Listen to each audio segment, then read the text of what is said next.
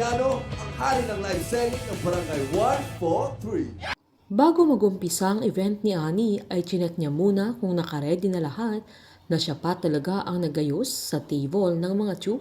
Sabay sinabi pa niyang mag-uumpisa na ang laro ng mga ito. Habang pinuntahan naman ni Wilson si Caroline sa kwarto ng dalaga, na agad niyang tinanong kung galit pa din ito sa kanya dahil sa pagtinda niya sa bahay ni Divine na lahat ay kapakanan ni Cindy. Giniit naman ni Caroline na galit pa din ito sa papa niya na pinaliwanag naman ni Wilson na ginawa lang niya yun para sa ikakabuti ng dalaga, pero nanindigan naman si Caroline na ang makakabuti sa kanya ay ang maniwala si Wilson na hindi nag-suicide ang mama niya, na ganamang sinabi ng papa niya na ginawa niya lahat noong namatay ang mama niya, pero lahat ng ebidensya ay suicide ang lumalabas. Mangyak-ngiyak ang dalaga nang sabihin niyang andoon siya noong namatay si Divine at imposibleng nag-suicide ang mama niya, na sinumbat pa niya sa papa niya na bakit napakahirap niya itong paniwalaan.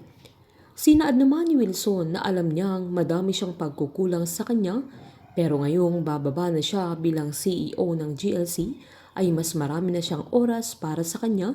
Nababawi siya sa dalaga, pero giniit ni Caroline na ayaw na niyang mag-expect ng mga pangako ni Wilson, sabay umalis na ito.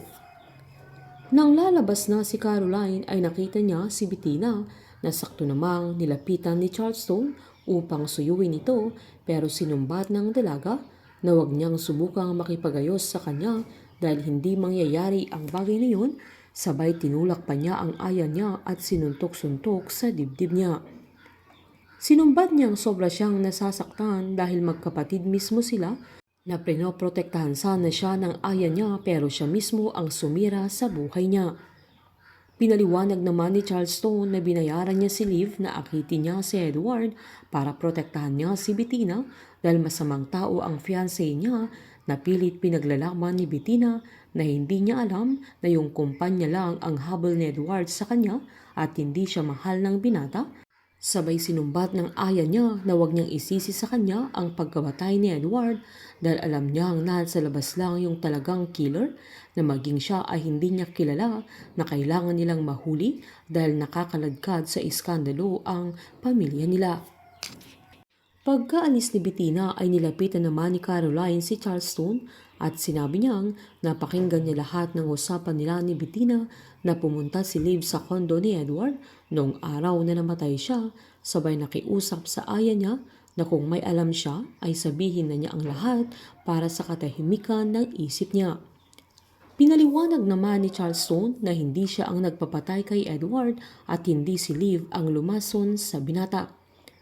Nakiusap pa ang aya niya na wag nang makialam si Caroline sa kaso ni Edward dahil ayaw niyang madamay siya sa gulo ng pamilya nila. Walang kaalam-alam si Caroline na alam ni Charleston na hindi nag-suicide ang mama niya at mismong pamilya nila ang nagtago sa lihim na yun, na maging si Wilson ay hindi hinayaan nila Cindy at Gina na malaman niya kung sino talaga ang killer na pumatay kay Divine. Pero sa paglabas ni Annie ay mauungkat ang nakaraan na siguradong aalingasaw na ang krimeng ginawa nila Cindy at Gina, maging si Carlo at Charleston. Painit ng painit ang mga tagpo, sabay-sabay po nating subaybayan ang advance episode ng Can't Buy Me Love dito po sa aking channel. Patuloy lamang pong manood at mag-subscribe para ma-update po kayo sa mga susunod na episode. Marami pong salamat.